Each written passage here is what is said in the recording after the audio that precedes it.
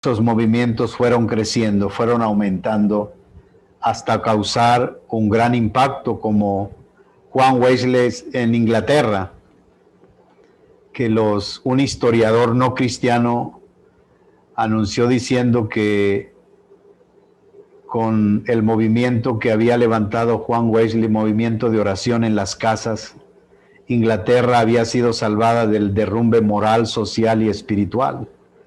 Y lo dijo no un cristiano, sino un periodista que no conocía la palabra de Dios. Y Matthew Henry también dijo: Dios nunca ha elegido trabajar sin nuestra cooperación. Eso es lo que a mí me sorprende, les decía hace 8 días. Siempre me ha impresionado eso, que el Dios soberano, el Dios que todo lo puede, haya diseñado la oración y la haya establecido como relación de acercamiento a Él, pero también como un recurso para pedir la intervención poderosa del Señor en el desarrollo de sus propósitos en esta tierra. Y que Él nos permita participar, de verdad que es asombroso y extraordinario. Vamos a observar el taller número 3,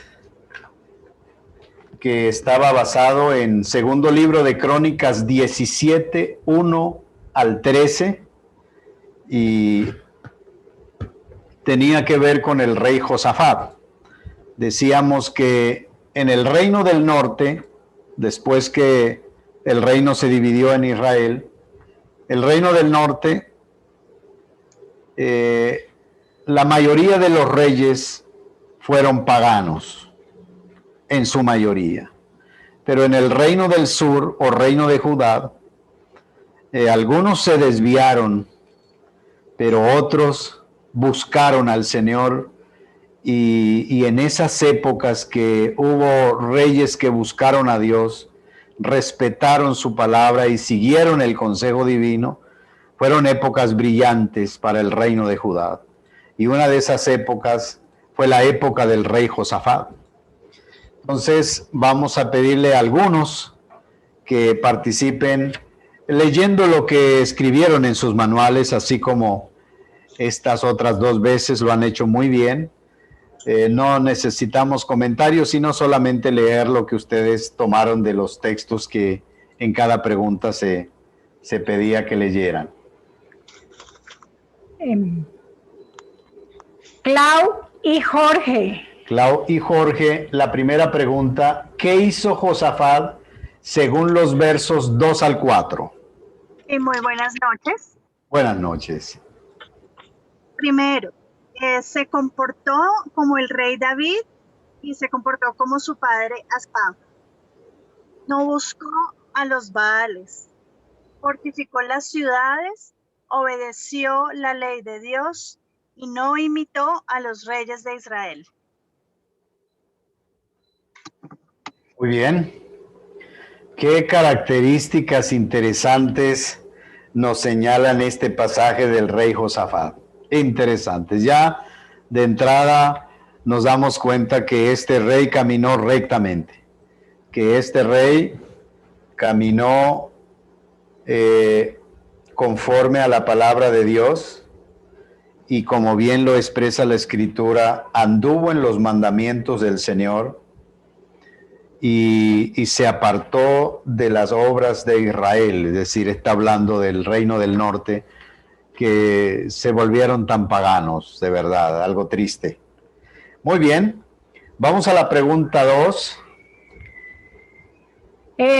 Marlene Baniot. Marlene Banoit. Banoit. ¿Qué sucedió en la vida de Josafat y qué cosas importantes hizo según el verso 6 al 9? Adelante, Marlene. Animó su corazón animó su corazón en los caminos de Dios y quitó los lugares altos y las imágenes de acera. Luego, en el tercer año de su reinado, envió sus príncipes, que fueron varios, Benjaín, Abdías, Zacarías, Natanael, Micaías, para que enseñaran en las ciudades de Judá, y con ellos a los levitas, Samaías, Natanaías, Zabadías, Asael, Semimarop, Jonatán, Adonías, Tobías y Tobanías, y con ellos los sacerdotes Elisama y Johan, y enseñaron en Judá también consigo el libro de la ley de Dios, y recorrieron todas las ciudades de Judá enseñando al pueblo. Gracias, Marlene, excelente. Qué interesante. Leer esto es maravilloso. Y me gusta mucho ese primer punto que Marlene mencionaba. Se animó su corazón en los caminos de Dios. Y eso se reflejó en el transcurrir de su vida. Permaneció con ese ánimo de buscar al Señor. Y como resultado, quitó esos lugares de idolatría, imágenes de acera que reyes anteriores habían hecho, y hizo esto que es extraordinario. Eso fue singular porque otro rey no hicieron esto que hizo el rey Josafat: enviar principales o príncipes, eran principales.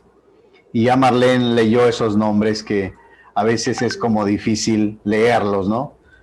Y también con los príncipes o principales iban levitas y también sacerdotes.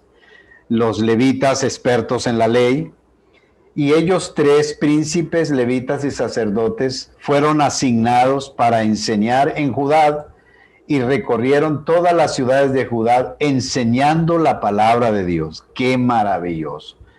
¡Qué estupenda idea tuvo el rey Josafat en su corazón! Y bien sabemos que no fue una idea propia, sino una idea que vino del corazón de Dios, que la palabra fuera enseñada.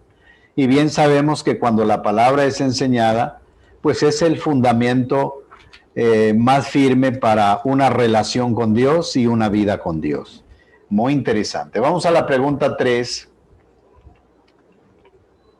Hilda de Espinosa. Hilda de Espinosa, pregunta 3. ¿Qué resultados fueron evidentes en Judá y en los reinos de alrededor según los versos 5, luego el verso 10 al 13?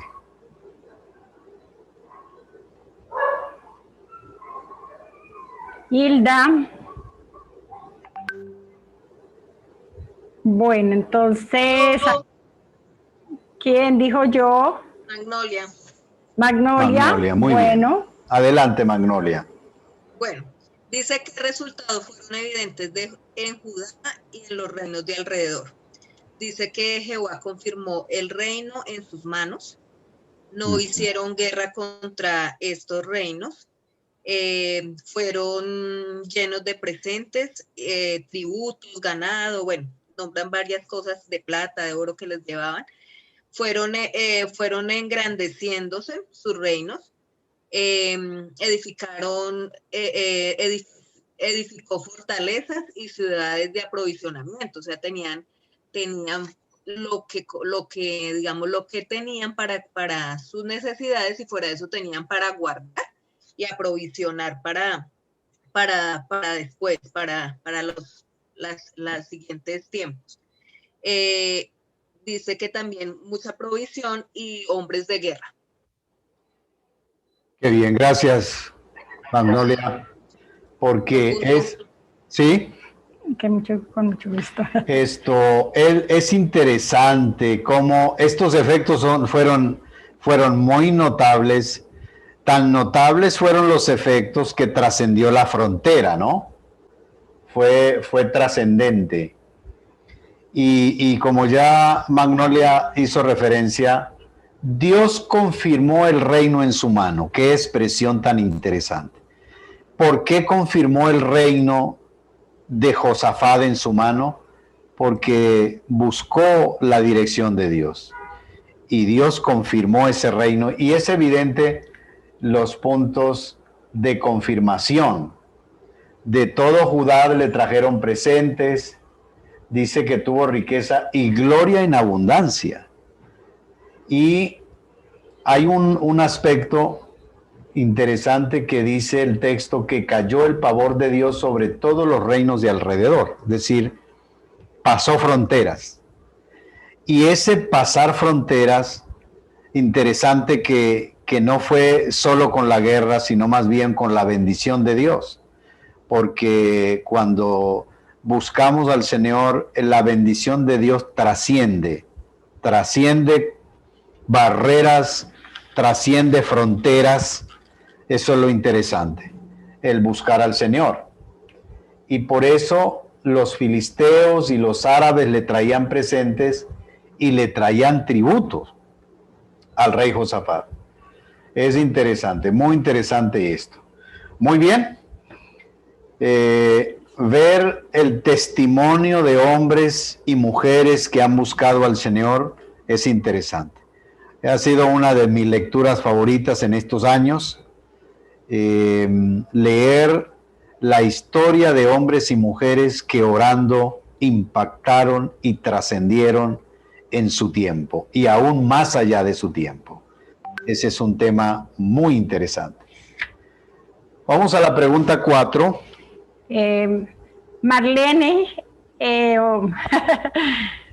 Pregunta 4, hermana Marlene, ¿qué relación tiene la experiencia de Josafat en ese contexto bíblico que teníamos en el pasaje con el movimiento de oración?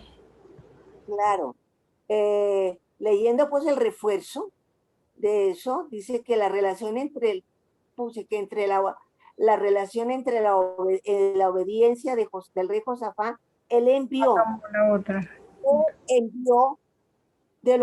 a los levitas, sacerdotes, a todo Judá para que enseñaran la palabra, según el libro de la ley del Señor, en todas las ciudades, conformando grupos, y desde luego la oración no faltaría, porque necesitaban de oración para el Señor escuchar y mirar cuáles eran las necesidades a él, a sabiendas de que él lo sabía, mirar qué necesitaban ellos, ¿no?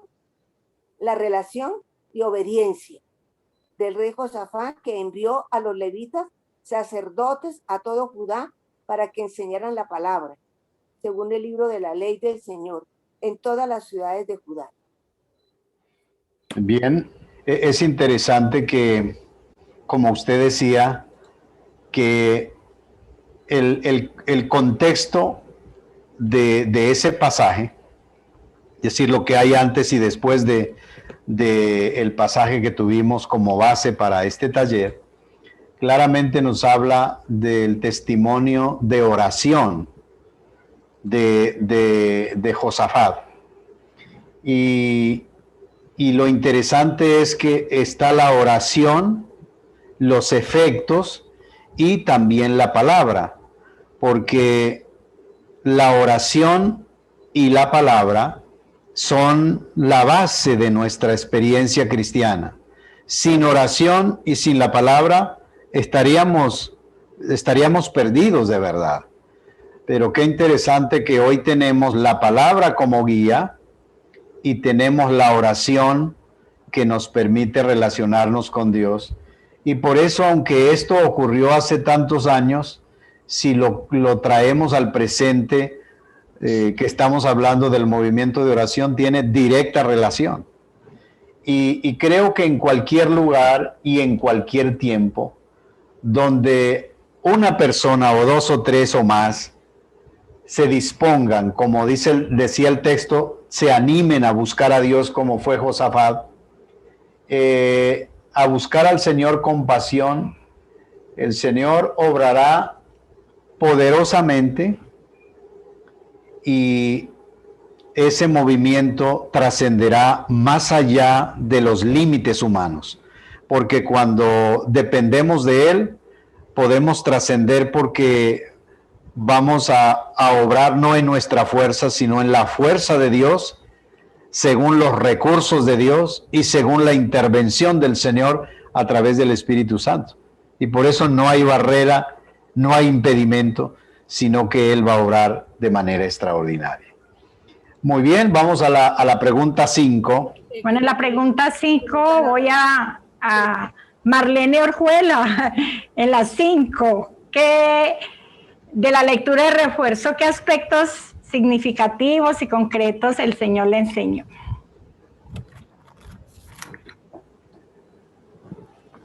Muy buenas noches. Buenas Amén. noches. A mí me sucede como aquellos alumnos que cuando le hacen preguntas de sus tareas, precisamente la que no han hecho es la que le toca responder. Pero, ¿o la 4 la tenía? ¿Tenía algo de la 4? Porque también puede aportarnos. Sí, bueno, yo estuve leyendo el material y pensando cómo responder la pregunta que ustedes me hacen ahora. Y dijéramos que todo el material me ayuda a entender mucho acerca de el por qué la oración es tan importante en cualquier situación en la que nos encontremos. Y encuentro que una respuesta que yo puedo decir sobre el punto número 5 es que el por qué, la comparación entre el movimiento de oración y en este caso estamos estudiando a Josafat. ¿Cuál era el secreto? Y en el capítulo que leímos de Josafat, encuentro que él tomó una decisión que fue amar a Dios de tal manera que el amor a Dios le hacía tomar esas decisiones de serle fiel a Dios. Entonces yo pienso que si amamos al Señor y lo seguimos, es lo que trae la motivación para la oración, porque si no lo conocemos a Él, muy difícil acercarnos para hablarle y para tener la confianza de pedir ayuda. Sé que más adelante, en estos mismos libros de crónicas, Josafat se enfrenta a una guerra y lo que hizo fue eso, ayunar y buscar a Dios, pedir la ayuda de Dios. Entonces, yo puedo concluir que hay que amar al Señor y seguirlo para poder tener una vida rica de oración. Amén. Amén. Así es. Muchas es gracias. Cierto. Requerimos, para desarrollar una vida de oración, amarlo profundamente y buscarlo con todo nuestro corazón y todas nuestras fuerzas. Amén. Amén. Muy bien, vamos a pedir a otra persona participe en la pregunta 5. Pastor Luis Edgar, ¿está por ahí? Por ahí lo vimos.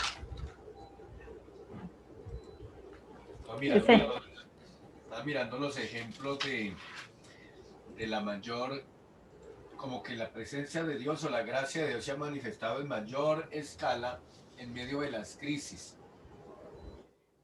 Martín Lutero, Juan Wesley. Vale, me hace así. Y casi todos los hombres que han hecho historia no encontraron el camino limpio para hacer un trabajo de este modo. Encontraron siempre crisis y en medio de eso Dios se glorificó. Entonces no hay obstáculos. Yo creo que el aporte que puedo encontrar aquí es que entre más obstáculos hayan, más buscamos a Dios y más la gloria del Señor puede moverse. Y que el despertar del Señor estará si nosotros nos disponemos, si el Señor nos ha llamado y nosotros nos disponemos, su gracia y su presencia ha de moverse en favor de la gente que no conoce al Señor. Entonces básicamente es como esos 12 casos. Y bueno, el relato en realidad gira en torno a hombres que oraron en medio de condiciones difíciles. Gracias, pastor, es cierto. Lo que usted menciona es muy cierto, porque al revisar la historia de la iglesia y la historia bíblica, encontramos que en ciertos momentos las condiciones no eran las mejores, nunca fueron las mejores. Y si revisamos todos los casos, las condiciones, como decía el pastor Luis Edgar, eran críticas, en ciertos momentos casi imposibles, humanamente hablando. Pero quienes se determinaron en buscar al Señor, determinaron en su corazón buscarle profundamente, Dios intervino. Es decir, que no podemos esperar que lleguen las condiciones apropiadas porque no van a llegar. Este es el tiempo para empezar un movimiento de oración. Si decidimos esperar que las condiciones mejoren, no van a mejorar, posiblemente van a empeorar. Y solo podrán mejorar si realmente buscamos al Señor. Y eso pasó con el joven pastor que llegó a esa pequeña congregación, que prácticamente era el sepulcro de muchos pastores. Ahí ya algunos habían terminado su ministerio, porque era muy, muy difícil pastorear a ese pequeño grupo. Y este pastor estuvo a punto de claudicar, pero Dios le dijo que orara con los ancianos que lo estaban criticando.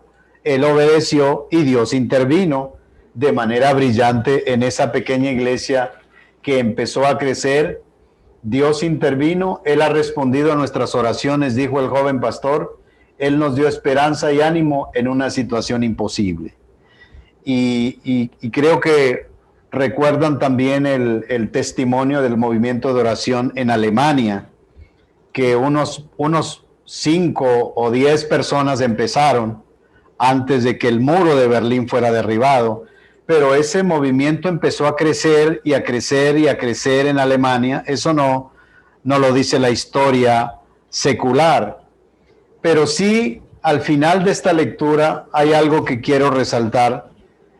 Una revista secular y humanista, además humanista, afirmó en ese tiempo, después de que el muro de Berlín fue derribado, fue un hecho histórico internacional muy importante. Hay un antiguo proverbio que dice que la oración cambia las cosas. Estamos refiriéndonos a un artículo de una revista no cristiana. No podemos asegurar la veracidad de la oración, pero sabemos que personas que oraron cambiaron el curso de la historia de la Europa moderna.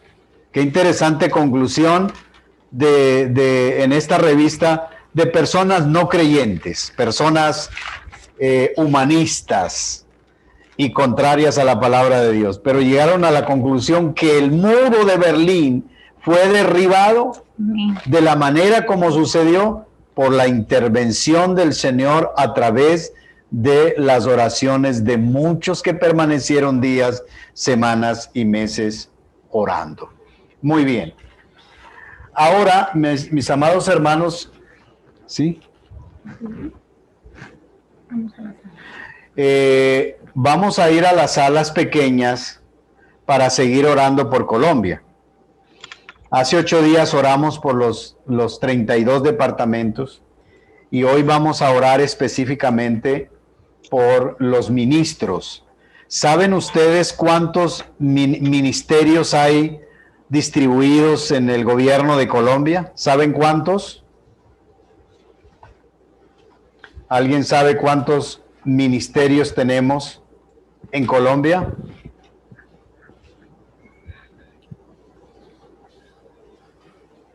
No, ninguno. ¿Quién dijo? Están diciendo 16. Yo sí no sé. Entonces, puesto cuidado. 16. 15. ¿Alguien da más o da menos? 6 ministerios. Bueno, en total son 18. Saben que el último ministerio es el Ministerio del Deporte. Ministro del Deporte. Pero además de los 18 ministerios, ¿saben ustedes cuántas dependencias hay en el departamento administrativo de la presidencia? Porque tenemos un inconveniente cuando vamos a orar, es que las oraciones nuestras no son bien específicas. Oramos por Colombia, pero Colombia tiene tantos departamentos, tantos municipios, tantos gobernadores, tantos alcaldes, y siempre, Señor, toma Colombia, amén. Y no nos damos la tarea de hacer perfiles. Por eso estamos en los grupos pequeños tratando de hacer un perfil, el inicio de un perfil de oración del cual le vamos a hablar más adelante. En el departamento administrativo de la presidencia son 6 dependencias. Departamento administrativo de la presidencia DAPRE, Departamento Administrativo de Estadística DANE, Departamento Administrativo de Planeación y Servicios Técnicos DNP, Departamento Administrativo de Dirección Nacional de Inteligencia DNI, Departamento Administrativo de la Función Pública DAFP y Departamento Administrativo de la Prosperidad Social DPS. Entonces vamos a orar por el presidente, por la vicepresidenta, por los 18 ministros y además por la jefe de gabinete de la Casa de Nariño y las 6 dependencias del Departamento Administrativo de la Presidencia. Ya los encargados, las consejerías. Los encargados bueno, por ahora tenemos esto. Los encargados ya tienen los asignados por qué van a orar, por qué ministros van a orar. Entonces vamos, mi esposa los va a enviar y vamos a darles unos 10 minuticos para que allí en compañía de los monitores ustedes tengan ese tiempito de oración. Bueno, entonces vamos a las salas y que tengan un bendecido tiempo orando juntos. Gracias.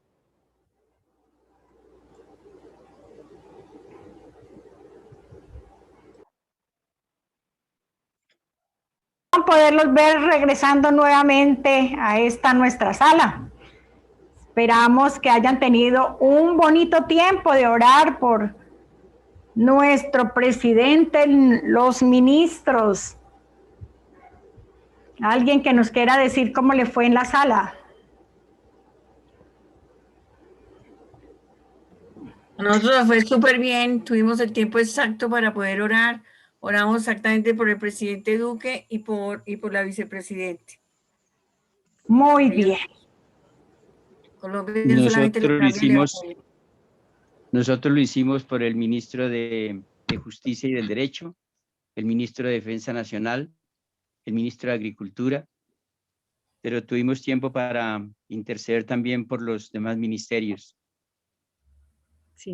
Bueno. Igualmente en el grupo de nosotros también nos fue muy bien, estábamos 5 personas, en ellas cada una oró por las personas asignadas, que son precisamente del área administrativa de esta presidencia, pero tuvimos tiempo y oportunidad para seguir orando por el presidente para que el Señor lo siga protegiendo y cuidando. Amén. Bueno, eso nosotros también estuvimos orando por el ministro de Salud, el ministro de Trabajo y el ministro de Minas y Energía. Hubo de pronto un problemita de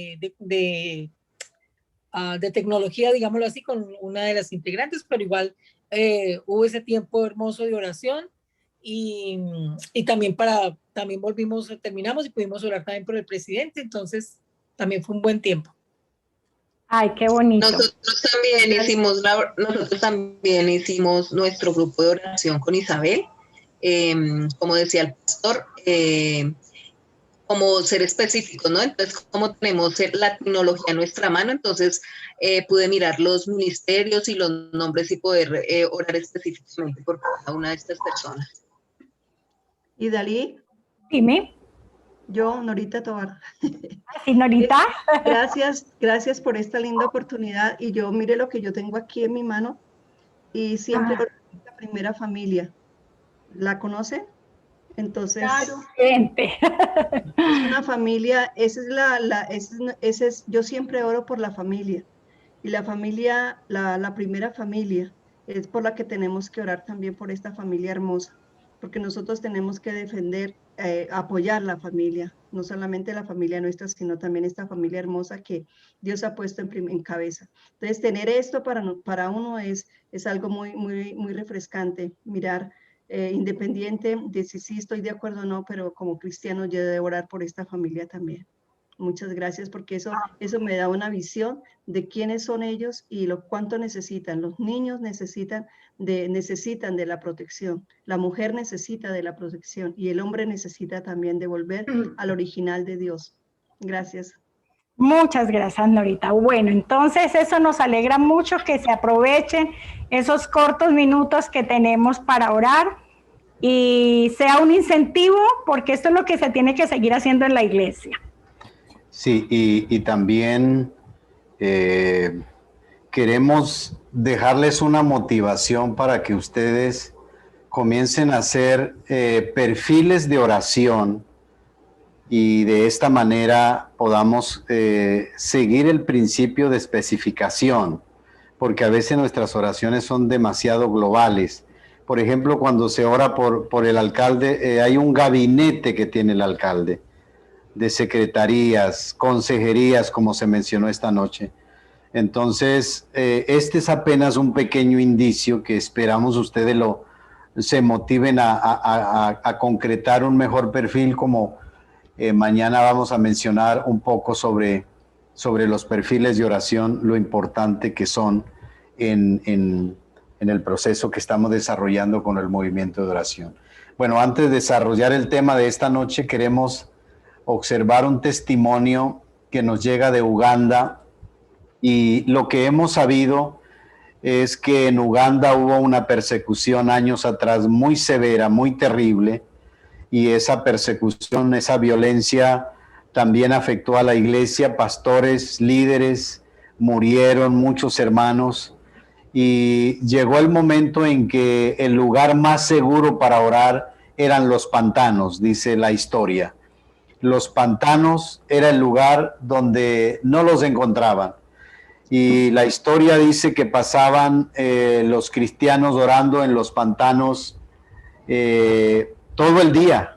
Muchos pasaban orando en los pantanos, y al llegar la noche iban a sus casas, y era tal la angustia, la desesperación, que seguían orando en las casas en las noches. Y claro, lo que vamos a ver apenas es una pequeña partecita de la intervención poderosa del Señor, un testimonio de Uganda, una pequeña partecita, porque claro, es mucho más extenso, pero vamos a observar este testimonio de Uganda.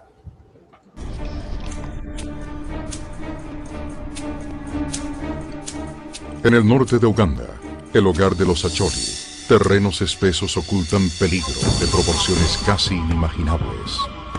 Aquí, no son ni el sol ni la lluvia los que rigen el ritmo de vida. Es el terror.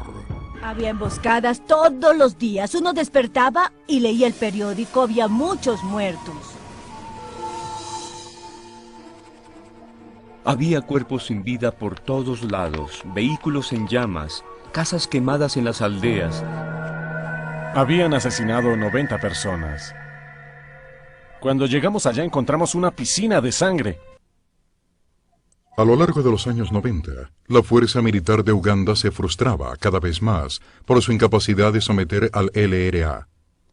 La guerra se veía muy mal para el gobierno. Era como si el LRA fuera a derrocar al gobierno de Uganda. Los buses eran quemados, las camionetas eran quemadas, los rebeldes atacaban, todo era los rebeldes y los rebeldes. Reconociendo que las fuerzas del mal tenían un fuerte control allí, la iglesia de Uganda empezó a clamar por respuestas. Después de una serie de encuentros con líderes claves de la iglesia, el gobierno y los militares, nació la Operación Gedeón.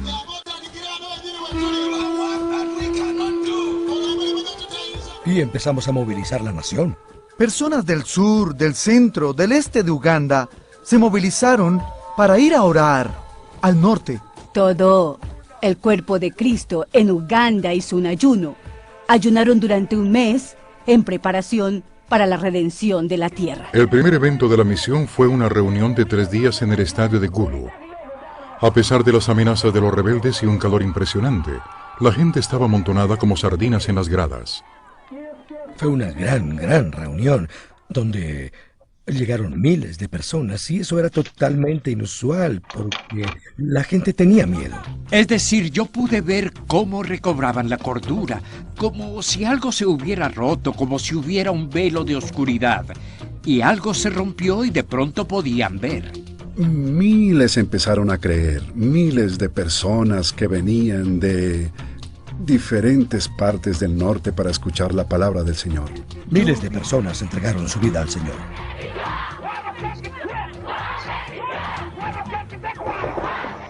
Los nexos de Connie con los poderes de la oscuridad fueron severamente alterados. De repente, el hombre que había llevado al norte de Uganda a un punto de quietud estaba huyendo. Los altares se habían destruido y las actividades de brujería se habían cortado, y supe que este hombre iba a perder poder. A medida que continuó la oración, el mismo Connie les comentó a sus comandantes que los espíritus los habían dejado.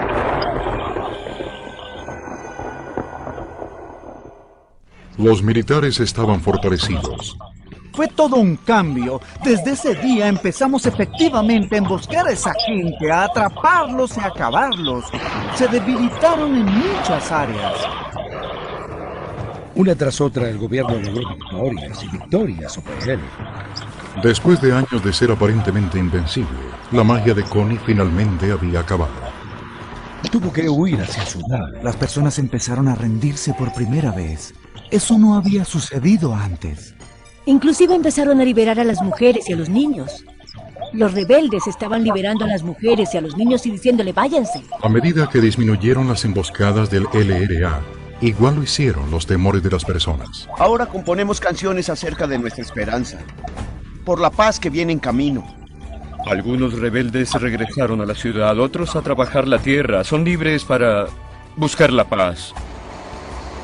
Los camiones vienen y van con sus negocios porque ahora los rebeldes no pueden emboscarlos. Todas las carreteras están abiertas. La gente se mueve libremente. Ver vehículos desplazándose por esta carretera sin escolta es un milagro y solo puedo decir, Dios ha hecho algo grande por este país. Tuvimos una cruzada hace unas 3 semanas, maravillosa, se podía ver las manos de Dios. El cojo caminó, el ciego vio y dijimos, Dios está aquí, Él está aquí. Es como ir a la calle de Gula y seguir, y en el mercado se puede gritar, alabado sea el Señor, y 100 personas responderán, amén. Todo puede ser cambiado con la oración. Sin importar el tamaño del problema, la oración puede con los enemigos. La oración puede con lo imposible.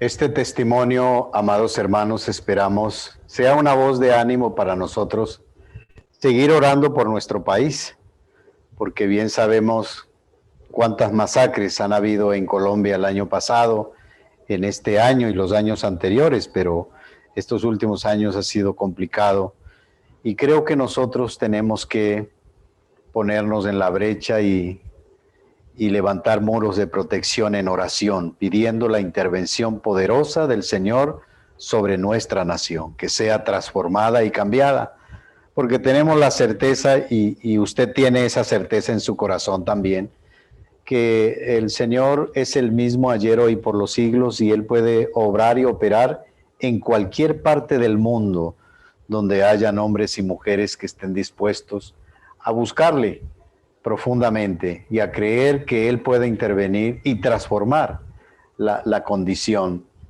de una persona, de un país. La página 24, por favor, vamos a desarrollar el tema 3, propósitos del movimiento de oración. Sabemos que la oración es un factor determinante para lograr el avance y desarrollo de la iglesia, y eso es posible cuando Dios interviene poderosamente. Y por eso la oración es un recurso que Dios nos ha dado para pedir esa intervención del Señor.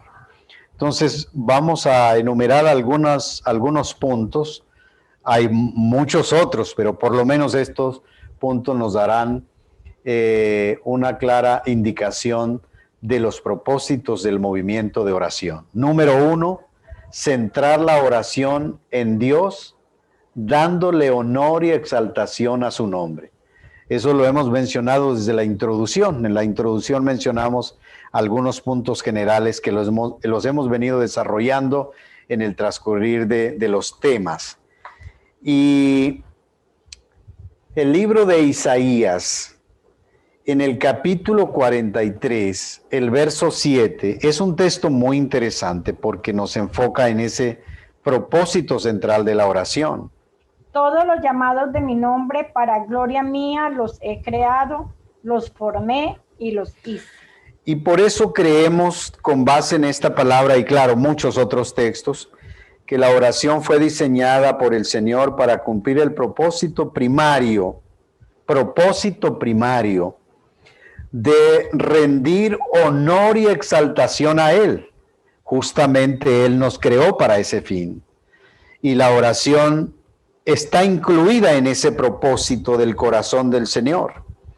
Entonces, cada vez que oremos, cada vez que nos presentemos delante del Señor, debemos preguntarnos si esa oración está cumpliendo el propósito central de darle honor y gloria y exaltación al Señor. Porque si no es así, estamos dejando de lado el propósito principal de la oración. Creo que todos los demás propósitos son secundarios. Este es el propósito primario. Y hay un texto en el libro de Zacarías que siempre me ha impresionado ese texto, Zacarías 7:5, porque al final del texto hay una pregunta y quiero que pensemos un poquito en esa pregunta esta noche. Habla a todo el pueblo del país, a los sacerdotes diciendo, cuando ayunasteis y llorasteis en el 5º y en el 7º mes, estos 70 años, ¿habéis ayunado para mí? Muy bien, esta palabra de Dios a través del profeta Zacarías, la orden de Dios fue hablar a todo el pueblo del país y además a los sacerdotes que eran los líderes espirituales. Y la palabra tenía que ver con un historial de 70 años de ayuno. Y cuando hablamos del ayuno, podemos deducir que estaba incluida la oración también, porque cada vez que ayunamos, la oración está incluida. 70 años ayunando, pero al final de los 70 años, el Señor hace esa pregunta. Qué tremenda esa pregunta. ¿Habéis ayunado para mí? Y al revisar el texto y lo que se sabe del texto, encontramos que durante esos 70 años el pueblo no ayunó para Dios. Cuando el Señor está haciendo la pregunta, lo que está diciendo es que el pueblo y los sacerdotes no ayunaron para Dios, porque los ayunos mencionados en este pasaje se refieren a ayunos que recordaban hechos trágicos en la vida del pueblo. El ayuno del mes 5 se recordaba la destrucción de Jerusalén y del templo a manos del rey Nabucodonosor de Babilonia. Y cada vez que en el mes 5 ayunaban era para lamentarse y recordar esa triste historia. Y el ayuno del mes 7 recordaban el asesinato de Gedalías a manos de Ismael, hijo de Netanías, con el cual había muerto también el remanente que había quedado en la tierra después que muchos murieron y una gran cantidad fueron transportados a Babilonia. Entonces, el mes 7, el ayuno del mes 7 recordaban eso. Es decir, que la razón de haber ayunado 70 años era lamentos, lamentarse. Y por eso el Señor pregunta al final de los 70 años, ¿habéis ayunado para mí? ¿Ven ustedes que hay el riesgo de que el pueblo de Dios haga sus actividades, cante las canciones, haga las oraciones y haga los ayunos y no sean para honor de Dios? Hay ese riesgo. Y es un riesgo que hay que evitarlo a toda costa. Porque al revisar detenidamente la palabra de Dios, creo firmemente que la oración debe cumplir el propósito central de darle honor y gloria a Él. Es decir, que el objetivo primario de la oración no somos nosotros, sino el honor de Dios. Lo nuestro está en segundo lugar. Si logramos cumplir ese primer propósito, de honrarlo a Él con nuestras oraciones, va a suceder lo que dice el primer libro de Samuel 2:30, porque yo honraré a los que me honran. Esa es la palabra de Dios. En la medida en que lo honramos a Él, Él nos va a honrar con respuestas. En la medida en que lo ponemos a Él en el centro de nuestra vida y lo exaltamos y lo adoramos, él se va a manifestar de acuerdo a su tiempo, a su voluntad y a su manera. Y por eso es importante esta pregunta, hacerla en torno a la oración. Yo no sé cuánto tiempo de vida cristiana lleve usted. Tal vez algunos llevarán 5 años, 10, 20, 30, 40 o más. Pero la pregunta esta noche sería, en todos sus años de vida cristiana, el Señor nos pregunta, ¿habéis orado para mí? Todos los ayunos que hemos hecho, los hemos hecho para Él. Los cantos que hemos cantado, los hemos cantado para Él. Qué tremenda esa pregunta, ¿no? Es una pregunta muy examinadora y muy profunda. Entonces, el movimiento de oración tiene muy claro que la oración hay que centrarla en el Señor, en darle honor y gloria a Él todo el tiempo. Número 2, segundo propósito del movimiento de oración, fundamentar en las Escrituras todas las manifestaciones del movimiento de oración. Y la Escritura nos habla en primer libro de Crónicas 15:15. Y los hijos de los levitas trajeron el arca de Dios puesta sobre sus hombros en las barras, como lo había mandado Moisés, conforme a la palabra de Jehová.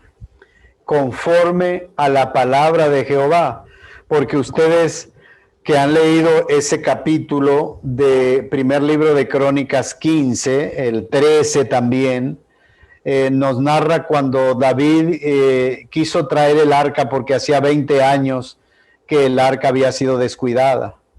Y David quiso traer el arca a Jerusalén. Y justamente traían el arca cuando los bueyes tropezaron y Usa tuvo que poner su mano sobre el arca.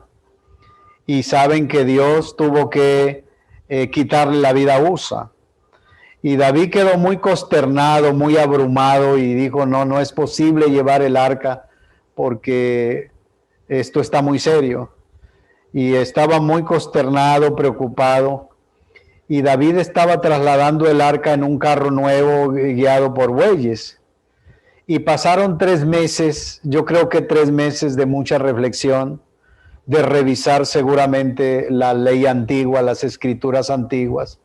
Y al cabo de los 3 meses, David se da cuenta que había cometido un grave error. Estaba trasladando el arca como lo habían hecho los filisteos. Recuerda que el arca estuvo en tierra filistea por varios meses, 7 meses, creo 6 o 7 meses estuvo el arca en tierra de los filisteos. Y hubo plagas y destrucción y ellos tuvieron que regresar el arca para no morir. Y claro, ellos no sabían de los santos, no sabían cómo relacionarse con Dios porque eran idólatras. Y ellos determinaron enviar el arca en un carro nuevo guiado por vacas. No era por bueyes, era por vacas. Era la única diferencia entre el intento de David, que era un carro nuevo, y bueyes. Pero era igual, de la misma especie. Entonces David siguió un sistema pagano para traer el arca. Y cuando revisa las escrituras se da cuenta que Dios había dicho que el arca tenía que ser trasladada en los hombros de sacerdotes y levitas especialmente, que eran los asignados para cuidar y trasladar los elementos sagrados. Pero David lo estaba haciendo en un carro nuevo, es decir, sistema pagano. Ustedes saben que los sistemas paganos no le sirven a la iglesia porque son contrarios al propósito de Dios. Y David corrigió entonces y ya pudo traer el arca, dice, conforme a la palabra de Jehová. Eso que nos dice que toda nuestra experiencia de oración tiene que estar basada en la Escritura. Esto sí es determinante, amados hermanos, Yo he tenido que leer más de 70 veces toda la Biblia, cada texto de la Biblia, para revisar qué dice Dios en cuanto a la oración. Y yo cada vez encuentro más cosas y sé que yo no alcanzaré a compartir todo lo que el Señor me ha mostrado en su palabra, porque realmente cada vez que yo la leo me doy cuenta que menos sé, porque hay muchas escrituras que nos orientan en cómo buscarlo, por qué buscarlo y cómo mantener esa comunión, intimidad con Él, conforme a las escrituras. Toda experiencia de oración tiene que basarse en las escrituras. Quienes dejaron a un lado las escrituras y siguieron sus propios deseos y sus propias imaginaciones, llegaron hasta tener pensamientos falsos y conceptos falsos y equivocados. Tenemos que mantenernos en la centralidad de la palabra de Dios. Los que oran deben leer la escritura conjuntamente. También nos dice la palabra de Dios en segundo libro de Crónicas 31:21.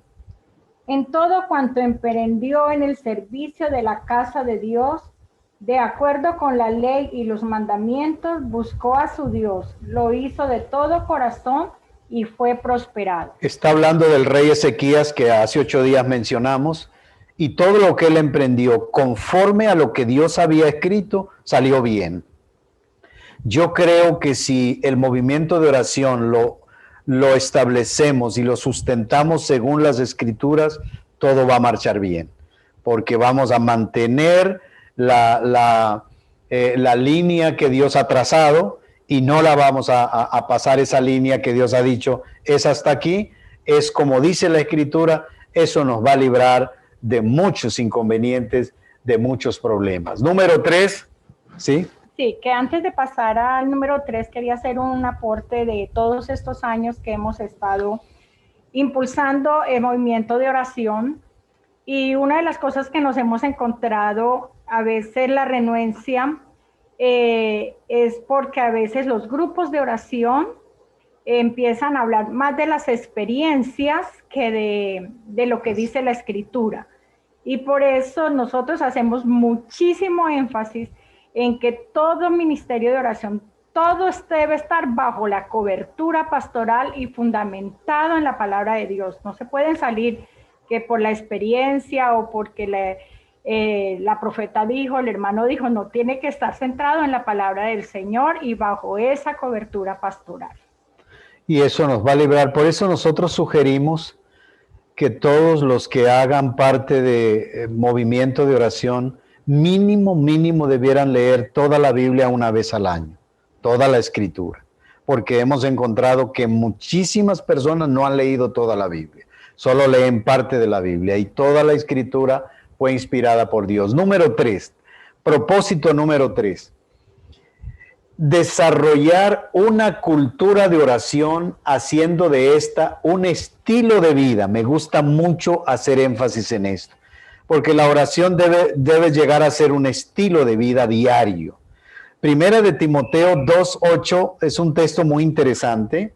Quiero pues que los hombres oren en todo lugar, levantando manos santas, sin ira ni contienda. Bueno, cuando dice todos los hombres, incluye, creo, las mujeres también.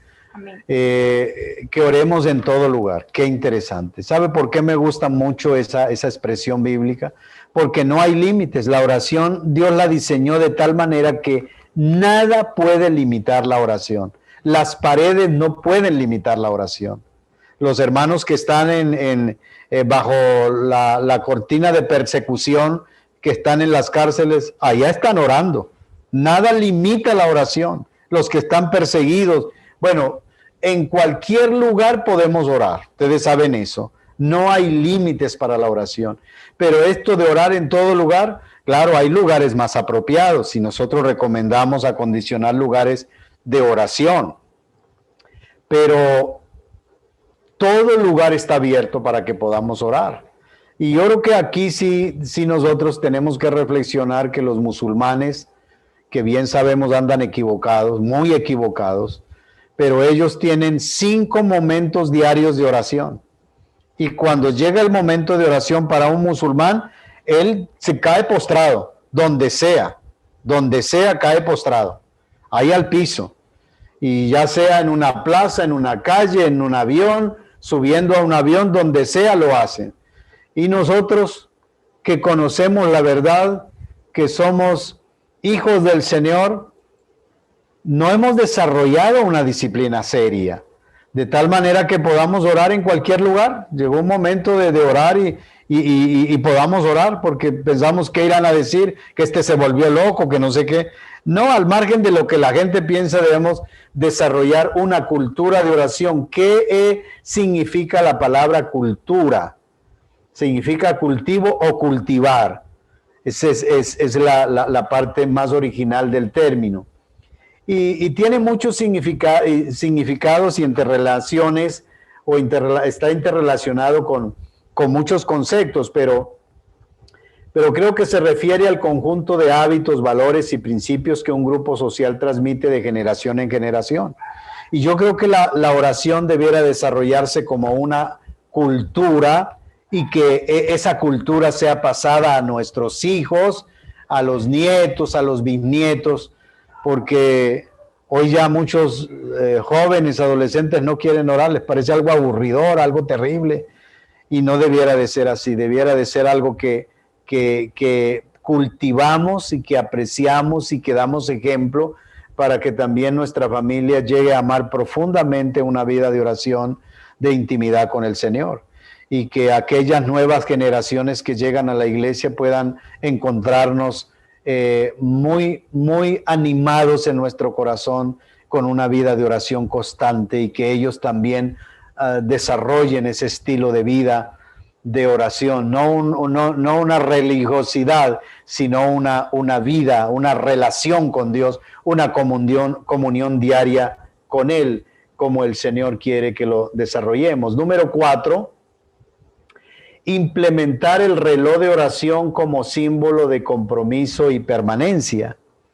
Y tenemos ahí dos textos que creo ustedes no los tienen y podrían registrarlos. El primero de ellos es primer libro de Crónicas 24:3. Pueden registrarlo ahí en su manual. Primer libro de Crónicas 24:3 dice de esta manera: Y David con Sadoc de los hijos de Eleazar y Ahimelech de los hijos de Itamar los repartió por sus turnos en el ministerio.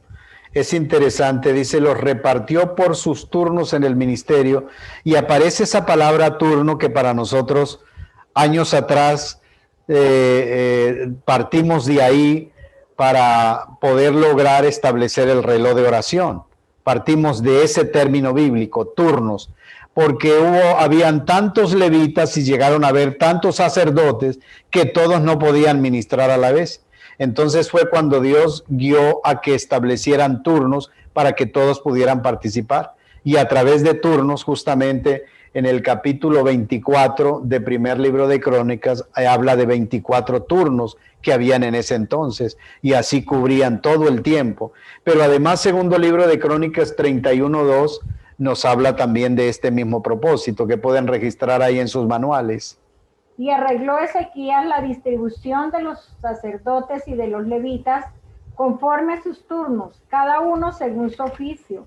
Los sacerdotes y los levitas para ofrecer el holocausto y las ofrendas de paz, para que ministrasen, para que diesen gracia y alabasen dentro de las puertas de los atrios de Jehová. Nos sigue hablando del rey Ezequías cuando él restableció la adoración. Recuerdan que hablamos hace 8 días.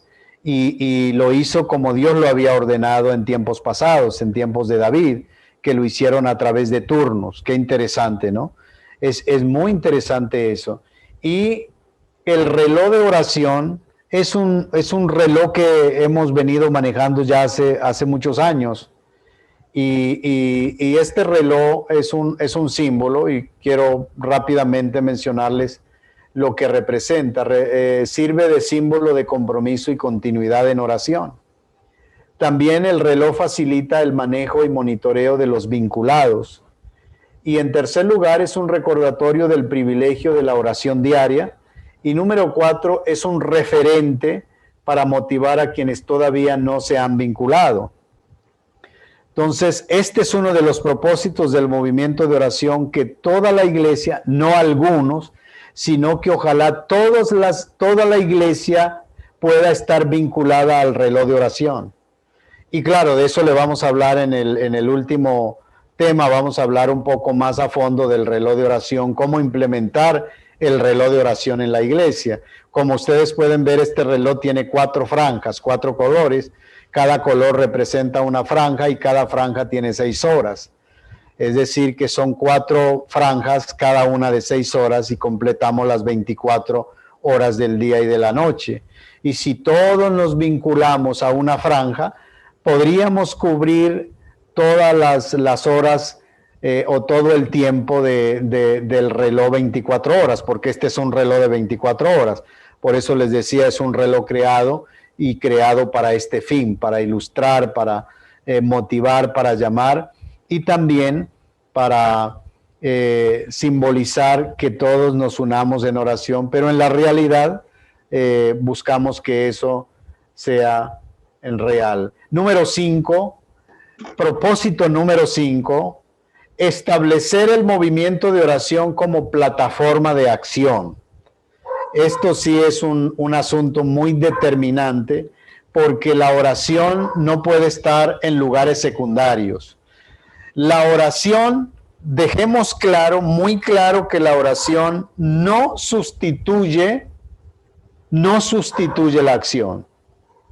La oración no es un sustituto de la acción. La oración es la base, la plataforma de toda acción. Toda acción debiera de originarse y sostenerse en oración para que vaya en la dirección correcta. Y Nehemías es un personaje bíblico que ustedes lo conocen bien. Fue un destacado líder que, dependiendo de Dios en oración, desarrolló un megaproyecto. Yo le estoy llamando megaproyecto porque fue un proyecto muy grande en su época. Fue un megaproyecto de gran impacto y él logró desarrollarlo venciendo todas las imposibilidades que tuvo en ese entonces. Pero tuvo como base la oración.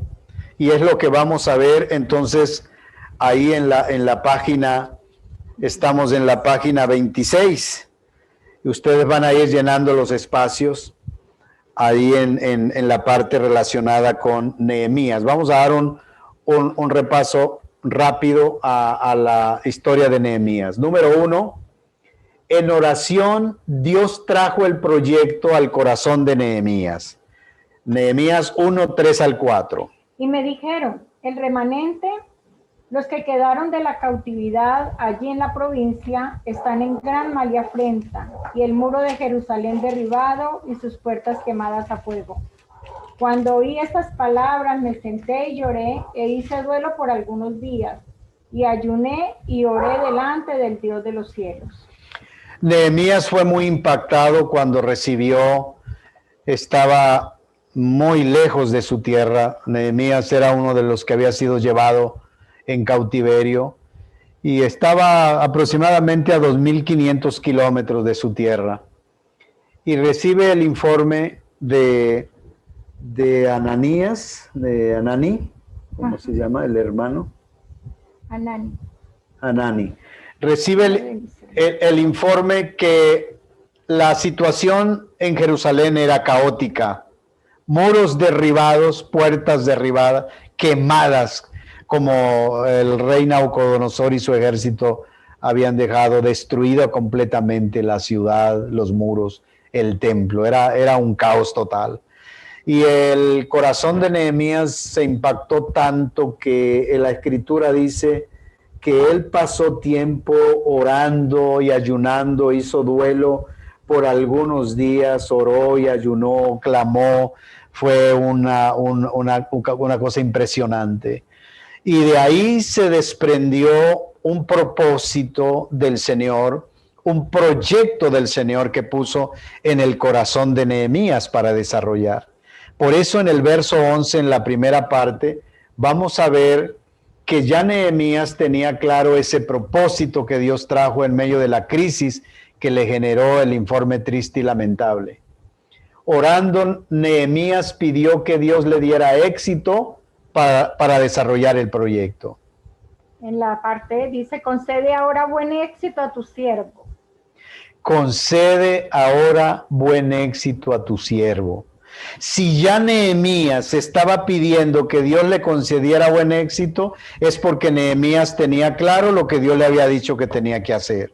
Ya tenía claro y ya empezó a orar que Dios le diera buen éxito en el desarrollo de ese proyecto. Pero en el mismo 11, Nehemías en oración solicitó gracia para hablarle al rey del proyecto, naturalmente. Y dale gracia delante de aquel varón, porque yo servía de copero al rey. En el mismo 11 encontramos esa oración.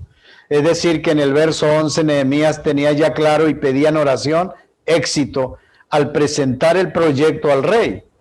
Y pidió gracia. Qué oración tan impresionante. Pidió gracia. Él no dijo, yo tengo argumentos y yo puedo convencer al rey. No valen los argumentos humanos. Se requiere la gracia divina. Hay que depender de ese favor, de esa gracia que viene de él. Y Nehemías sabía que eso lo necesitaba y era posible si oraba que Dios derramara esa gracia en el momento de compartir al rey. El 11 completo entonces dice, te ruego, Jehová, esté ahora atento tu oído a la oración de tu siervo y a la oración de tus siervos, quienes desean reverenciar tu nombre. Concede ahora buen éxito a tu siervo y dale gracia delante de aquel varón, porque yo servía de copero al rey. Él nos da ahí un dato interesante. Yo servía de copero al rey.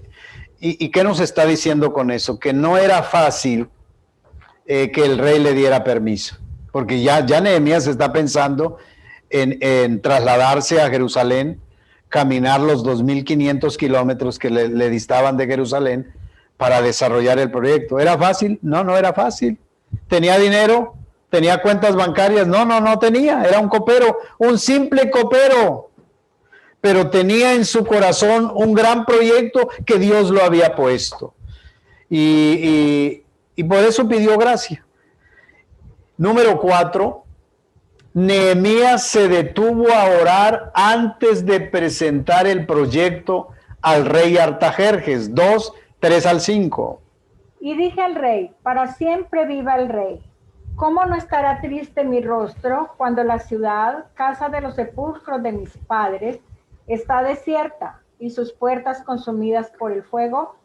Me dijo el rey, ¿qué cosa pides? Entonces oré al Dios de los cielos y dije al rey, si le place al rey y tu siervo ha hallado gracia delante de ti, envíame a Judá, a la ciudad de los sepulcros de mis padres, y la reedificaré. Qué tremendo. Pero noten esto, quiero detenerme en este punto muy interesante, porque el verso 2 dice que me dijo el rey, ¿por qué está triste tu corazón? ¿Por qué está triste tu rostro mejor? No tu corazón, sino tu rostro. Pues no estás enfermo. Y Nehemías sintió mucho temor cuando el rey le hizo esa pregunta. ¿Por qué está triste tu rostro? Es decir, Nehemías todavía tenía el impacto de lo que había vivido en ayuno y oración y se reflejaba en su rostro el impacto, la tristeza. Bueno, según la historia, un copero no podía presentarse delante del rey triste. ¿Y cuál era la razón? Porque un copero al presentarse con rostro triste podía ser llevado a la ejecución, porque el copero cumplía una función de cuidar al rey. El rey no tomaba ningún alimento, ningún líquido si primero el copero no lo probaba. Era su función, probar los líquidos antes que el rey, porque si iba algún veneno o algo, moría el copero, pero no moría el rey. Era una persona de mucha confianza. Cualquiera no podía ser copero del rey. Entonces, si un copero se presentaba triste delante del rey, podía significar que estaban tramando, que hacía parte de un plan para matar al rey. Por eso ningún copero, según la ley de ese entonces, debía presentarse triste delante del rey. Y Nehemías tuvo mucho temor cuando el rey le dijo, le hizo esa pregunta: ¿por qué está triste tu rostro? Pues no estás enfermo, le dice el rey. Y no es esto sino quebranto de corazón, dijo Nehemías. Entonces temí en gran manera. Vino gran temor al corazón de Nehemías. ¿Por qué vino gran temor? Porque él dijo, estoy en peligro de ser ejecutado. Pero Nehemías con sinceridad le contó al rey, ya había pedido gracia, le contó al rey por qué estaba triste, porque su ciudad había sido destruida y la casa de los sepulcros de mis padres está desierta y sus puertas quemadas a fuego. Y me dijo el rey, ¿qué cosa pides? Sí halló gracia, porque en primer lugar el rey no lo ejecutó. Número 2, sí halló gracia porque el rey le dice, ¿qué cosas pide? Y noten que Nehemías no pidió inmediatamente. El texto dice que entonces oré al Dios de los cielos. Y claro, a veces nos pasa a nosotros que cuando una puerta comienza a abrirse, uno empieza a empujarla para que se abra más rápido y no permite que Dios la abra completamente. Nehemías sabía que las puertas había que dejar que Dios las abriera completamente, porque él, cuando escucha el rey qué cosas pide, Nehemías se detuvo primero a orar para luego pedir el permiso e ir hasta Jerusalén a reconstruir los muros, las puertas y hacer desarrollar ese proyecto tan grande, de tal manera que primero se detuvo a orar. Qué interesante. ¿Cuántas veces nosotros nos apresuramos a hacer un negocio?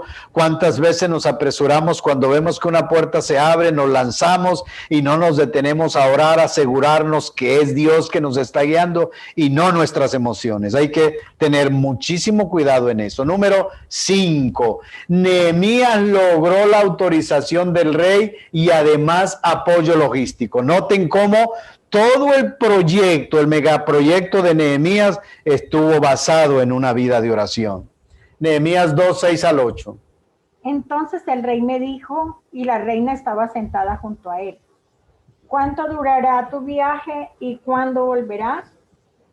Y agradó el rey enviarme después que yo le señalé tiempo.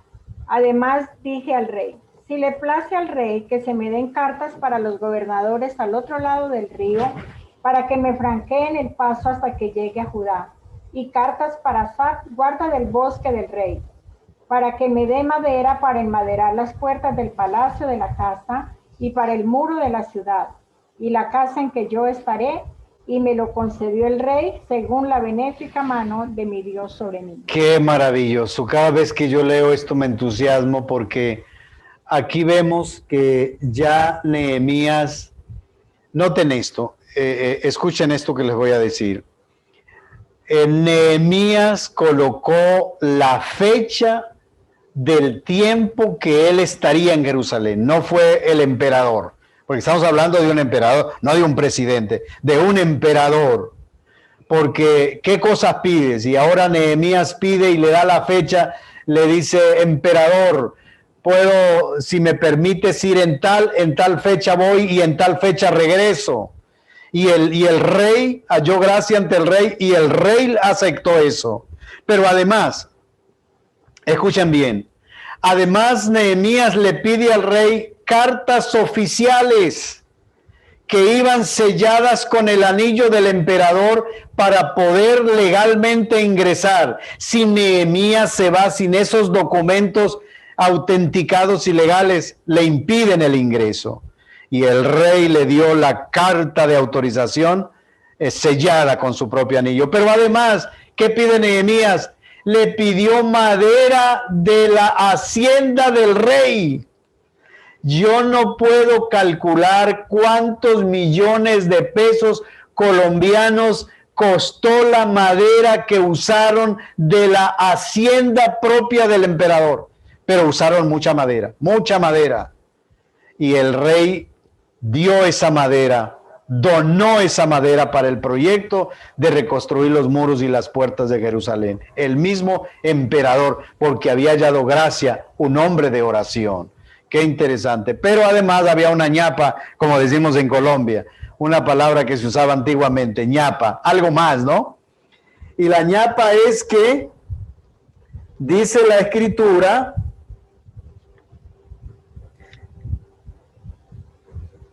y el rey envió conmigo capitanes del ejército y gente de a caballo.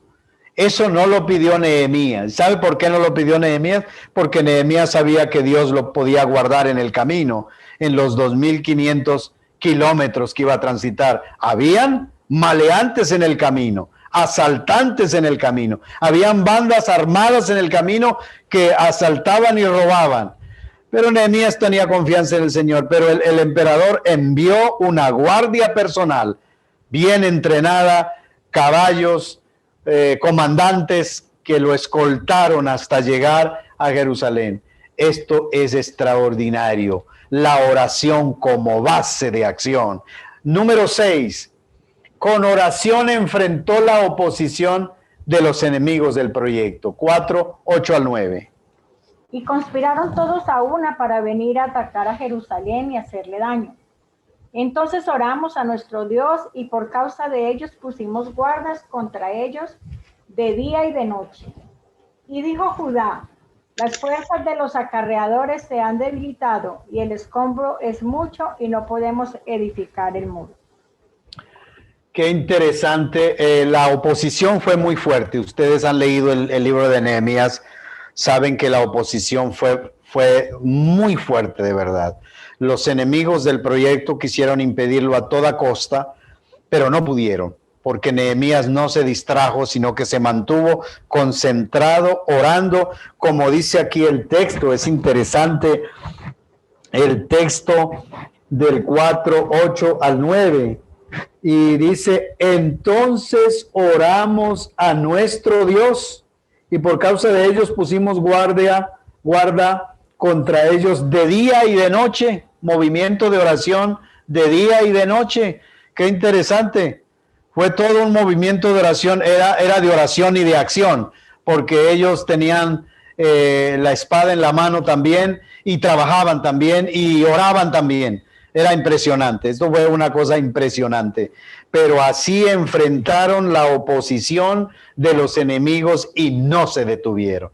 La mejor manera de enfrentar a los opositores a un proyecto es orando, no peleando con ellos, es orando al Señor y confiando en la intervención del Señor. Número 7, Nehemías pidió fortaleza para continuar desarrollando el proyecto. Era normal que en cierto momento sintiera desfallecer y pidiera esa fortaleza del Señor.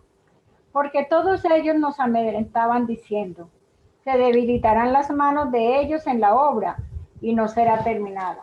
Ahora pues, oh Dios, fortalece tú mis manos. Qué oración tan linda. Ahora pues, Señor, fortalece tú mis manos. Y claro que el Señor fortaleció sus manos y las manos de todos los colaboradores, porque fue evidente en el desarrollo del proyecto. Y número 8, orando dejó en manos de Dios y bajo su justicia a los opositores del proyecto. Acuérdate, Dios mío, de Tobías y de Sanballat, conforme. Acuérdate de Noadías, profetiza, y de los otros profetas que procuraban infundir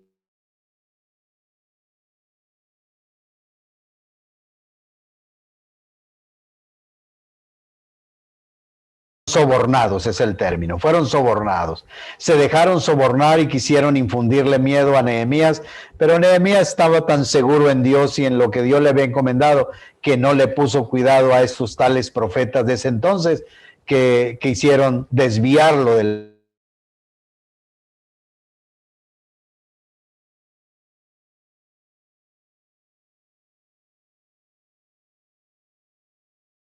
justicia a los opositores, porque si intervenimos nosotros, las cosas no van a estar bien. Mejor es descansar en Dios, pedir su gracia, su misericordia, y Él, conforme a su misericordia y su justicia, obra. Y finalmente, Nehemías, el proyecto que Dios le había puesto en su corazón, lo concluyó orando. El último versículo del libro de Nehemías nos dice eso. Y para la ofrenda de la leña en los tiempos señalados, y para las primicias, acuérdate de mí, Dios mío, para bien. Qué bueno, qué lindo. Este es un libro extraordinario.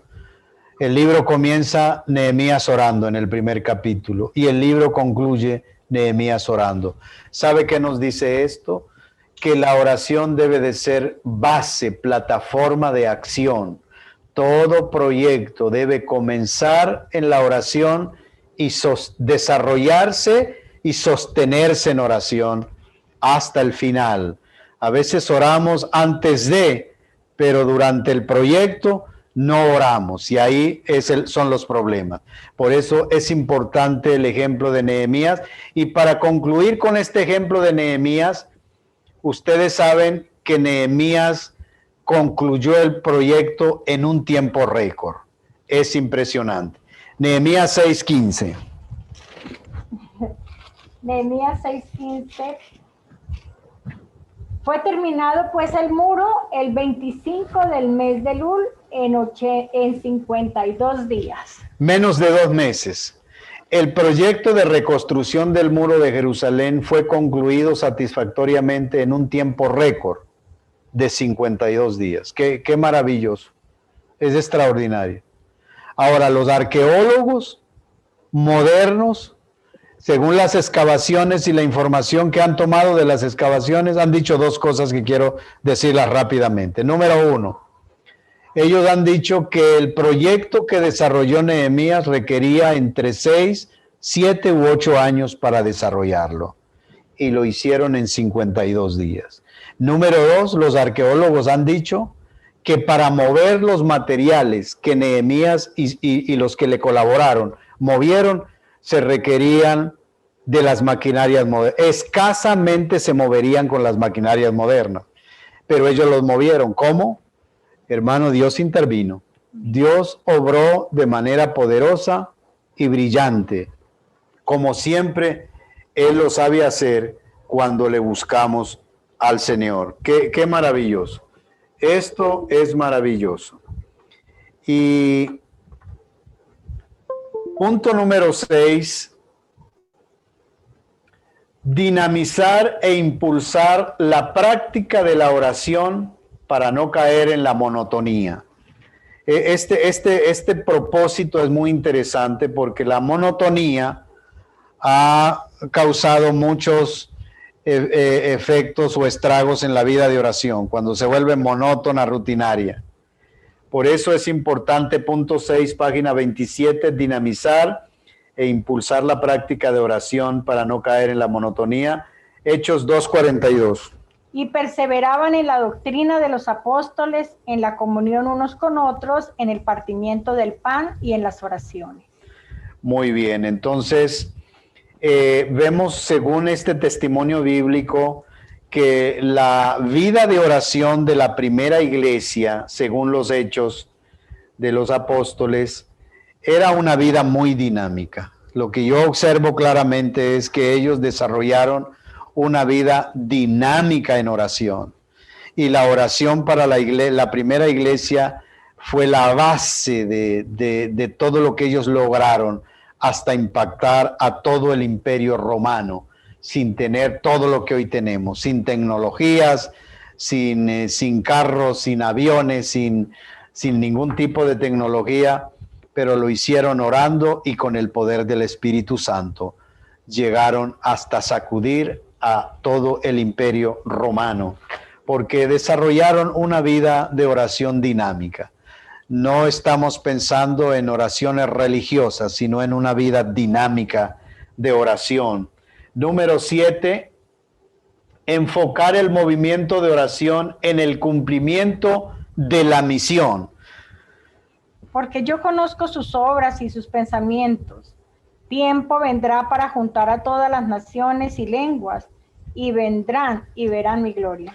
Ese es el corazón del Señor, juntar a todas las naciones de la tierra para que vengan y vean su gloria. Y de verdad que tenemos que tomar más conciencia de que la oración tiene que enfocarse en el cumplimiento de la misión. Por eso mañana, el tema de mañana justamente va a ser sobre la misión 1.8, cómo enfocar la oración en ese propósito y por qué. De tal manera que esto es una de las cosas que el Señor nos habló en estos últimos años, de unir la oración y el cumplimiento de la misión. Y por eso la oración tenemos que enfocar la oración en los no alcanzados y enfocar la oración en los que van a llevar la palabra a los no alcanzados. Y requerimos de un gran movimiento de oración a favor de aquellos que determinan por llamado del Señor dejar su tierra, su parentela, sus costumbres e irse a una tierra extraña y difícil, a veces con amenaza y peligro y riesgo de muerte, pero se van, y esos hay que cubrirlos, hay que orar por ellos y por tantos y millones que todavía no han sido alcanzados. A veces nuestras oraciones se quedan en el círculo nuestro y no van a más allá donde hay tantas necesidades.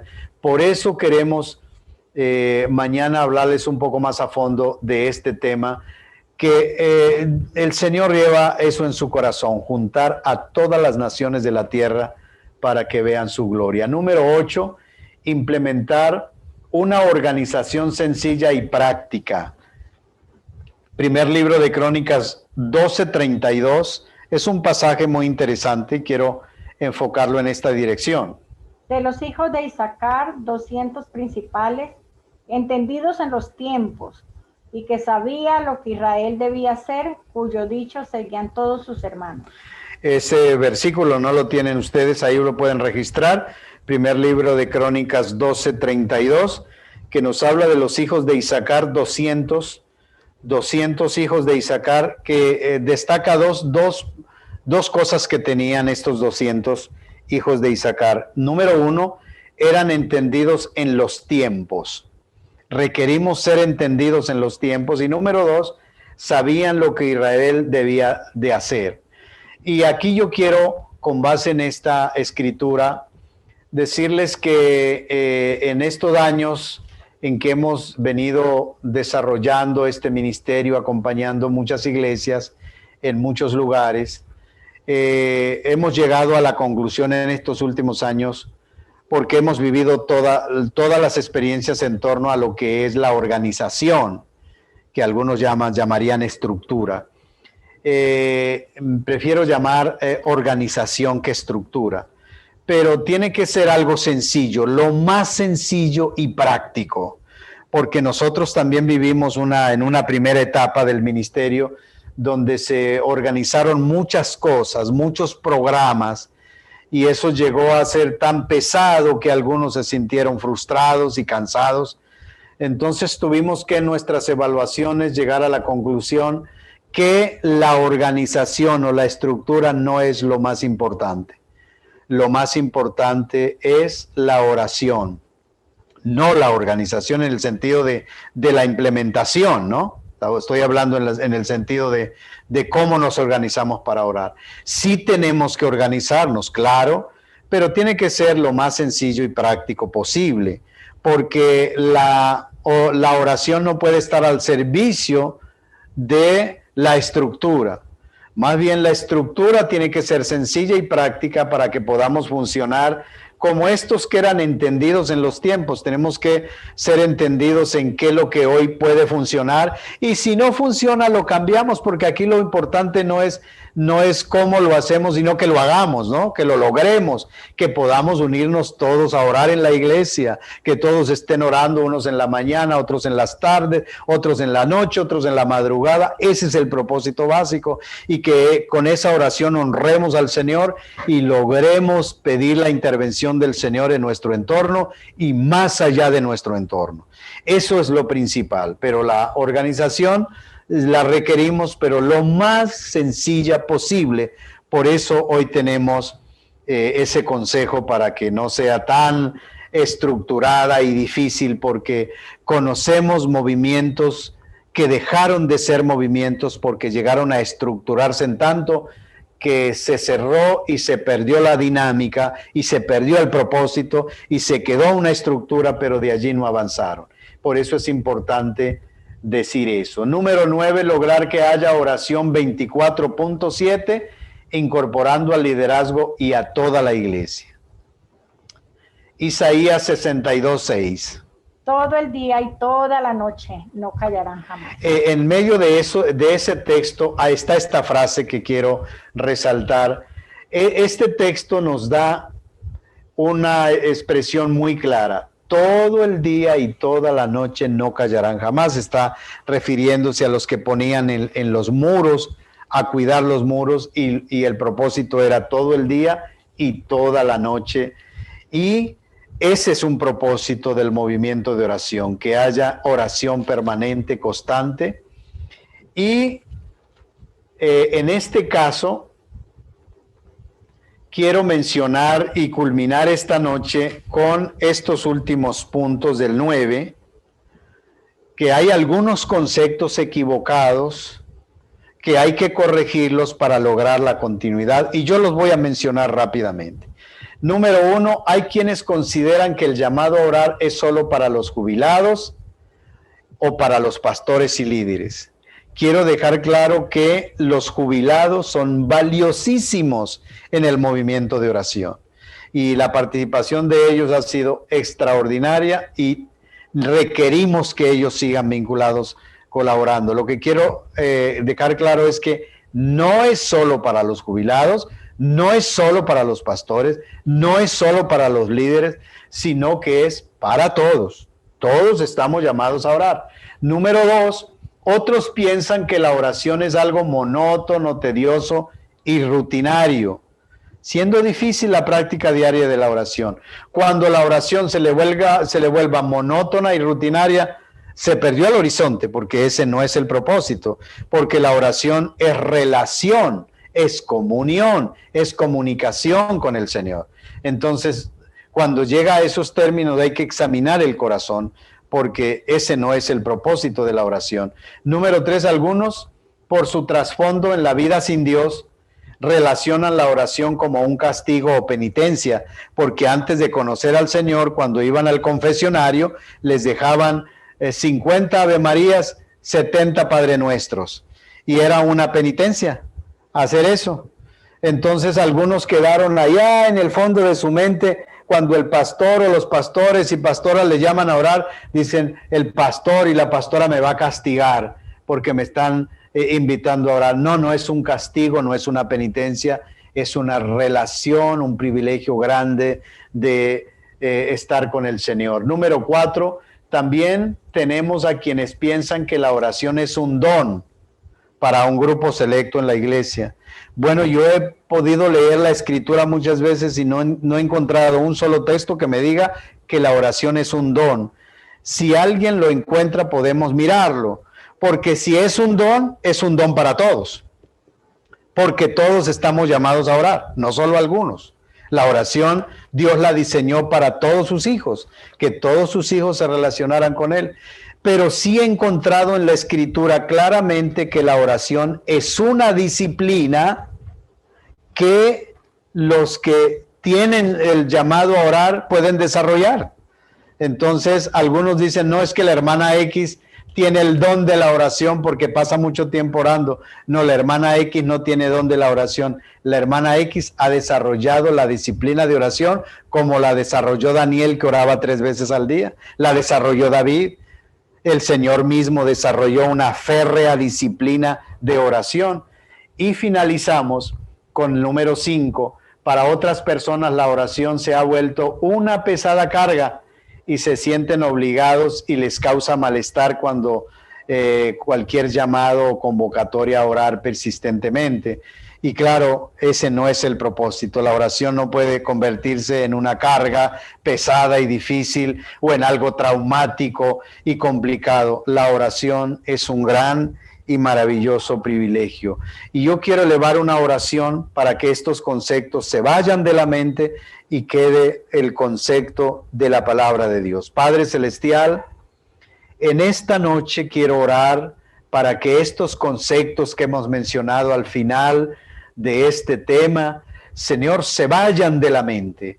Todo concepto que la oración es solo para algunas personas solamente, todo concepto que la oración es una penitencia, algo rutinario, traumático y difícil, esos conceptos equivocados sean desarraigados y quitados de la mente, y que todos nos acojamos a los conceptos de la palabra de Dios, a los principios de la palabra de Dios, sabiendo que la oración es un privilegio, el mayor de todos los privilegios, tener relación, comunicación diaria con nuestro Señor, y que todos podamos llevar en nuestro corazón la verdad de la Escritura, que la oración es lo más grandioso, un privilegio grandioso que nuestro Padre nos ha concedido.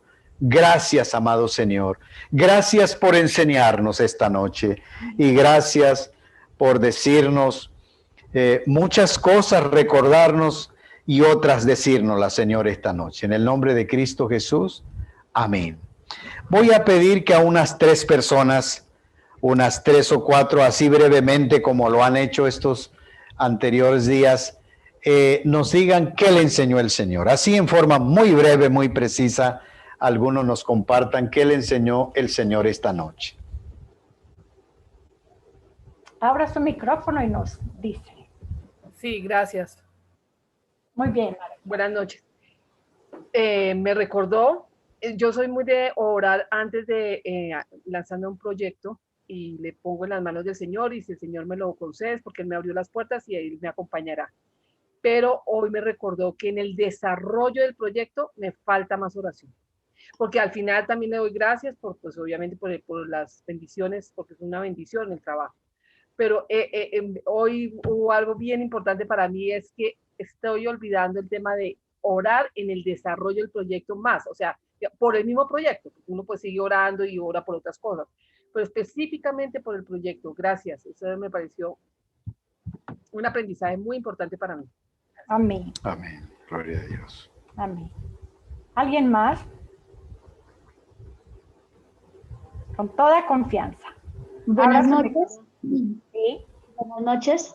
Buenas noches. Me impactó mucho lo que habla el libro de Nehemías, lo que habla Nehemías, porque aparte de la oración que él propuso por el dolor que le causó al saber que las murallas de Jerusalén habían sido destruidas, fue que el Señor se le reveló a él y le mostró todo un plan completo que debía realizar.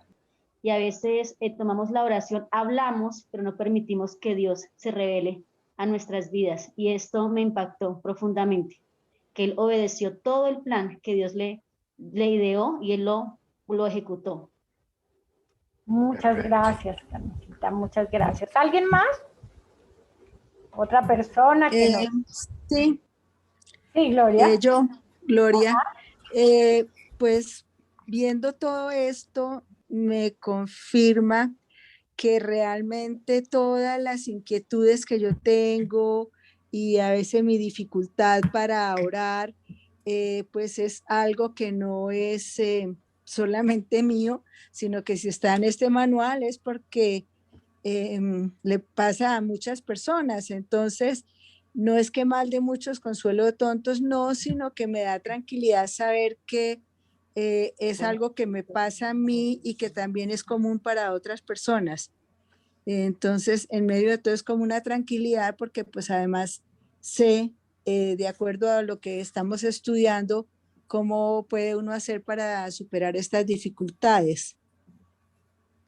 Muy bien. Muy bien. Perfecto. Bueno, agradecemos esos aportes que son muy valiosos. Mi esposo, bueno, yo les voy a dar una hoy el Señor me confirmó lo que es la oración, porque yo soy una persona que no se me puede pasar un solo día sin orar y todo se lo pongo al Señor, cualquier dificultad corro y he visto muchísimos milagros que el Señor me responde y me ha respondido inmediato, pero milagros. Y mis hijos y mi esposo se quedan aterrados y me llaman mucho para orar, Hoy el Señor me lo confirmó y estoy feliz con este tema de la oración. Amén. Amén. Muchas Gracias. Gloria a Dios. Gloria a Dios. Bueno, les decía que les voy a dar un anuncio la próxima, mañana. Mañana queremos en un momento, al final, tomar una foto como para tener el recuerdo y para que todos estén listos en el momento de tomar la foto y abramos la cámara, ¿vale? Entonces, así yo sé que algunos la tienen cerradita, otros han sido muy juiciosos en estar ahí presentes y eso nos anima mucho porque los vemos y qué bonito ese acompañamiento. Pero mañana cuando les digamos que abramos todas las cámaras para tomar una fotico. ¿Mi esposo iba a Bien, decir algo? sí, dos cositas para cerrar. Es que ya nos informaron el pastor Ricardo y la pastora Mireya que tendremos la próxima semana, martes 9 y miércoles 10, la culminación del seminario. Y mañana tenemos el tema 4, el movimiento de oración y la misión 1.8. Y por favor, desarrollar el taller número 4, que está basado en varios textos. No hay uno solo, sino varios. Van leyendo y van respondiendo. Muy bien, y de esta manera hemos llegado al final de nuestro tema número 3. Y los dejamos con nuestros pastores, a Ricardo y nuestra pastora Mirellita. Un anuncio, Idalí. Sí. Para los de Renovación Cristiana, recuerden las dos cosas, lo que ha dicho el pastor Omar, ¿no? Inicialmente habíamos pensado tener solo 2 semanas del curso de oración, pero el curso son de 12 horas, o sea que nos vamos una semana más dentro de la próxima semana. Y los de Renovación tengan presente algo más, y es que el próximo jueves reiniciamos nuestras reuniones de matrimonio. Ya se les ha enviado la tarjeta para que inviten a sus matrimonios, a sus parejas, y sea una oportunidad para tener esta reunión. Tendremos al director de los centros de formación en liderazgo en el Ecuador, que va a estar con nosotros. El amor no se enoja fácilmente, el tema. Ok, para recordarles a los de Renovación y para que envíen sus tarjetas de invitación para el próximo jueves, 7 de la noche. Sí, pastora Idalí. Muchas gracias, mis pastores. Así que entonces les mandamos desde este lugar un gran abrazo, que tengan una bendecida noche, que mi Padre les abrace, les bendiga, como dice su palabra, que tengan un sueño grato. Así que un abracito, les amamos. Para todos igualmente. Gracias, pastores. Dios los bendiga. Muchas gracias. Feliz noche. Y si Dios lo permite, nos vemos Muchas mañana. gracias a ustedes. Gracias para Adiós todos. a todos. Amén. Gracias. Feliz noche. Bendiciones para ustedes. Feliz noche para todos. Amén. Gracias. Dios les bendiga grandemente. Muchas gracias.